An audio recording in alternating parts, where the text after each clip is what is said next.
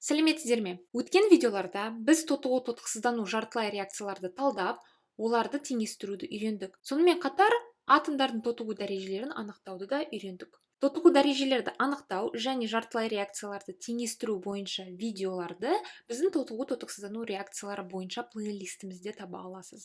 Бұл үшін жоғарыда шыққан сілтемеге басуыңызға болады. Енді осы білімді қолданып, бүгін біз тотығу тотықсыздану реакциялардағы тотықтырғыш пен тотықсыздандырғышты анықтап, тотығу тотықсыздану реакцияларының түрлерін талдаймыз. Бірінші, тотығу тотықсыздану реакциясы үшін анықтамадан бастайық. Реакция қатысушы заттардың құрамындағы элемент атомдарының тотығу дәрежелері өзгеретін реакцияларды біз тотығу тотықсыздану реакциялары деп атаймыз. Атомдардың тотығу дәрежелері электрондарды беру немесе қосу нәтижесінде өзгеретіндіктен тотығу тотықсыздану реакциясына басқа анықтама бере аламыз. Тотығу тотықсыздану реакциялары деп бір атомнан молекуладан немесе иондардан басқа атомға, молекулаларға немесе иондарға электрондардың ауысатын реакцияларды атаймыз. Тотығу тотықсыздану реакциялар кезінде бір реагент электрондарды берген кезде, яғни тотыққанда, басқа реагент сол электрондарды өзіне қосып алады, яғни тотықсызданады. Сондықтан бір заттың тотығуы басқа заттың тотықсыздануымен қатар жүру керек деп айта аламыз. Сонымен қатар осы екі процесс бірге қатар жүргендіктен берілген электрондар саны мен қосылған электрондар саны бір-біріне тең болу керек. Оны біз мына мысалдан қарап көрейік. Бұл жерде бізге алюминийдің оттекпен әрекеттесу реакциясы берілген, нәтижесінде алюминий оксиді түзіледі. Бірінші біз әрбір заттың құрамына кіретін атомдардың тотығу дәрежелерін анықтайық. Алюминий мен оттек жай зат болғандықтан, олардың тотығу дәрежелері 0-ге тең. Алюминий оксидінде алюминийдің тотығу дәрежесі оның зарядына сәйкес келеді. Оның заряды 3+, яғни тотығу дәрежесі +3-ке тең, ал оттектің тотығу дәрежелері оксидтерде -2-ге тең. Реакция қатысқан заттардың құрамына кіретін атомдардың тотығу дәрежелері өзгеріп тұрғанын біз көріп тұрмыз. Яғни бұл бізде тотығу тотықсыздану реакциясы. Енді алюминийдің тотығу дәрежесі 0-ден +3-ке дейін көтеріліп жатыр, ал оттектің тотығу дәрежесі 0-ден -2-ге дейін кеміп жатыр. Яғни бұл реакцияда тотығу процесі бұл алюминий үшін, себебі оның тотығу дәрежесі өседі. Жазып аламыз: алюминийден 0-ден алюминий +3-ке дейін, және оттек үшін оның тотығу дәрежесі, мына жерге, оттектің тотығу дәрежесі 0-ден оттек -2-ге дейін төмендеп жатыр. Біз қазір электрондық баланс әдісін қолдануды үйренеміз. Электрондық баланс әдісі кезінде сіз мына заттың құрамына кіретін атомдарды жазған кезде олардың индекстерін көшірмейсіз, тек қана сол атомдарды жазасыз. Ал жай заттар үшін жай заттарды толығымен жазамыз. Енді тотығу кезінде электрондар беріледі. 0-ден +3-ке дейін 3 электрон берілу керек. 3 электронды мына жерге жаза аласыз, +3 электрон деп, немесе мына жерге -3 электрон деп жаза аласыз. Ал тотықсыздану кезінде біз бірінші оттек атомдарын теңестіру керекпіз. Жартылай реакцияның сол жағында 2 атом оттек болғандықтан, мына жерге 2-ні қоямыз. Енді сол жақта бізде 0, жартылай реакцияның оң жағында -4, яғни 0-ден -4-ке дейін 4 электрондар қосылу қажет. Енді бұл жартылай реакциядан көріп тұрғандай, тотығу кезінде 3 электрон беріледі, ал тотықсыздану кезінде 4 электрон қосылады. Жаңа айтқандай, тотығу және тотықсыздану процестері бұл параллель процестер болып келеді, және зат массасының сақталу заңына ұқсас, тотығу тотықсыздану реакциялар кезінде берілген электрондар саны мен қосылған электрондар саны бір-біріне тең болу керек. Яғни, мына жерде біз жартылай реакцияларды белгілі бір бүтін санға көбейтіп, мына электрондарды теңестіреміз. Бұл үшін біз 3 пен 4-тің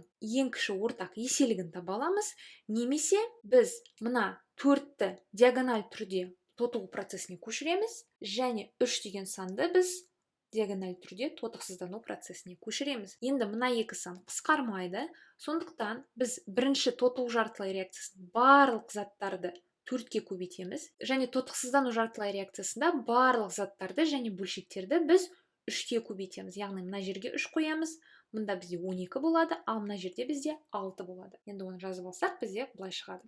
Енді мына жартылай реакциядан көріп тұрғандай, берілген электрондар саны 12 және қосылған электрондар саны 12. Бұл бізде электрондық баланс әдісі деп аталады. Яғни электрондардың ауысуы кезінде электрондардың саны сақталу қажет. Енді біз мына тотығу және тотықсыздану процестерін бір-біріне қосайық. Реакцияның сол жағында және реакцияның оң жағында 12 электрон бар, сондықтан 12 электрон бір-бірін жояды. Енді реакцияның сол жағында бізде 4 алюминий және 3 оттек бар, ал реакцияның оң жағында 4 алюминий плюс 3 және 6 оттек минус 2. Алайда мынандай бөлшектер шын мәнінде түзілмейді, бізде алюминий оксиді түзіледі. Бұдан реакцияны былай біз жазып аламыз. Мына жартылай реакциялардың схемаларын көріп тұрғандай, алюминий тотығады. Алюминийдің тотығуына не әсер етті екен? Алюминийдің тотығуына оттек әсер етті.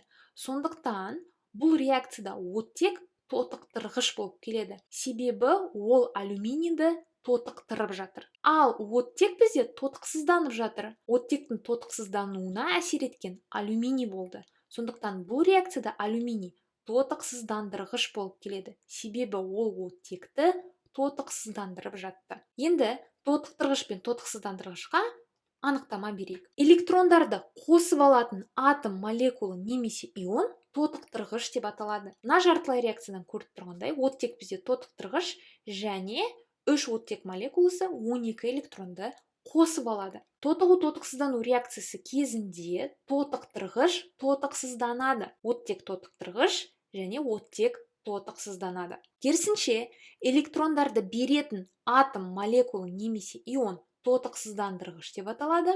4 алюминий атомы 12 электрондарды береді. Тотығу-тотықсыздану реакциясы кезінде тотықсыздандырғыш тотығады. Көріп тұрғандай, алюминий тотықсыздандырғыш және алюминийдің өзі тотығады. Яғни есіңізге сақтаңыз, керісінше болып келеді. Яғни тотықтырғыш тотықсызданады, тотықсыздандырғыш тотығады. Енді тотықтырғыш пен тотықсыздандырғыштың арасында электрондардың ауысуы бойынша тотығу-тотықсыздану реакциялар 3 топқа бөлінеді. Біріншісі бұл молекула аралық тотығу-тотықсыздану реакциясы болып келеді. Молекула аралық тотығу-тотықсыздану реакциясы кезінде атынан байқап тұрмыз, тотықтырғыш пен тотықсыздандырғыш әртүрлі заттар болып келеді. Сондықтан бізде бұл молекула аралық деп аталады. Келесі бұл өзін өзі тотықтыру және тотықсыздандыру, тотығу-тотықсыздану реакциялары, немесе оны басқаша диспропорциялану, тотығу-тотықсыздану реакциялары деп атайды. Мысал ретінде мына реакцияға қарап көрейік. Бұнда H3PO3 құрамына кіретін фосфор, оның тотығу дәрежесі плюс 3, және реакцияның нәтижесінде бізде екі зат түзіліп тұр. Біреуі фосфор қышқылы, және оның құрамына кіретін фосфордың тотығу дәрежесі плюс 5, және фосфин, оның құрамына кіретін фосфордың тотығу дәрежесі минус 3. Көріп тұрғандай, тек қана фосфордың тотығу дәрежелері өзгеріп жатыр. Біріншіден, фосфор плюс 3-тен плюс 5-ке дейін тотығып жатыр, және екіншіден, фосфор тап сол атом плюс 3-тен минус 3-ке дейін тотықсызданып жатыр. Яғни диспропорциялану реакциясы кезінде тотығатын және тотықсызданатын бір элемент, және реакция нәтижесінде осы атомның тотыққан және тотықсызданған күйіндегі екі зат түзіледі. Бұл реакцияда тотықтырғыш та, тотықсыздандырғыш та мына H3PO3 келеді. Себебі оның құрамына кіретін фосфор тотығып та жатыр, тотықсызданып жатыр. Келесі бұл молекула ішілік тотығу-тотықсыздану реакциясы. Бұл үшін мына реакцияға кіріп көрейік. Атынан байқап тұрмыз, молекула ішілік тотығу-тотықсыздану реакциясы кезінде бір заттың құрамына кіретін екі атом арасында электронның ауысу процесі жүреді. Мысалы, аммоний бихроматының құрамындағы азот минус 3-тен 0-ге дейін тотығып жатыр, және сол аммоний бихроматының құрамына кіретін хром плюс 6-дан плюс 3-ке дейін тотықсызданып жатыр. Яғни бұл реакцияда тотықтырғыш та тотықсыздандырғыш аммоний бихроматы болып келеді. Алайда тотығатын және тотықсызданатын элементтер әртүрлі. Бұл молекула ішілік тотығу-тотықсыздану реакциясының диспропорциялану реакциясынан айырмашылығы. Диспропорциялану реакция кезінде тек қана бір элемент тотығады және тотықсызданады. Енді осы білімді қолданып, келесі жаттығу есептерді шығарып көрейік. Берілген тотығу-тотықсыздану реакцияларда тотықтырғыш пен тотықсыздандырғышты анықтап, олардың қай тотығу-тотықсыздану реакциясының түріне жататынын көрсетіңіз. Бұл кезде біз тотықтырғышты Т әрпімен белгілейік, және тотықсыздандырғышты ts әрпімен белгілейік. Бірінші реакциядан бастайық. Мынандай жаттығу есепті шығарған кезде әрине сіз әрбір элементтің тотығу дәрежесін анықтау керексіз. Ал қазір уақыт үнемдеу үшін мен тек қана тотығу дәрежелерін өзгертетін элементтердің тотығу дәрежелерін көрсетейін. Бұл жерде марганец +7-ден +6-ға дейін ауысып жатыр, және оттектің тотығу дәрежесі -2-ден 0-ге ауысып жатыр. Көріп тұрғандай, оттек -2-ден 0-ге дейін тотығып жатыр. Бұл бізде тотығу процесі. Ал марганец +7-ден +6-ға дейін тотығу дәрежесі төмендегендіктен бұл бізде тотықсыздану процесі болып келеді. Енді бұл реакцияда калий марганец O4-тің құрамына кіретін марганец тотықсызданғандықтан ол өзі тотықтырғыш болып келеді. Ал калий OH-тың құрамына кіретін оттек тотыққандықтан бұл бізде тотықсыздандырғыш болып келеді. Бұл реакцияда өте маңызды. Бізде калий марганец O4-тің құрамында да оттек бар, және оның да тотығу дәрежесі -2. Алайда бұл тотығу-тотықсыздану реакциясында тотығып жатқан бұл OH, мына гидроксид ионы болып келеді. Сондықтан біз мына оттекті көрсетіп жатырмыз. Бұл реакцияда тотықтырғыш пен тотықсыздандырғыш әртүрлі заттар. Сондықтан бұл реакция бізде молекула аралық тотығу-тотықсыздану реакциясы болып келеді. Енді мына реакцияны қарастырайық. Бұнда күкіртті қышқыл күкірт сутек молекуласымен әрекеттесіп, бізде күкірт түзіледі және су түзіледі. Бұл тотығу-тотықсыздану реакциясында бізде мында күкірттің тотығу дәрежесі +4 және -2, ал реакция нәтижесінде күкірт түзіледі және оның тотығу дәрежесі 0.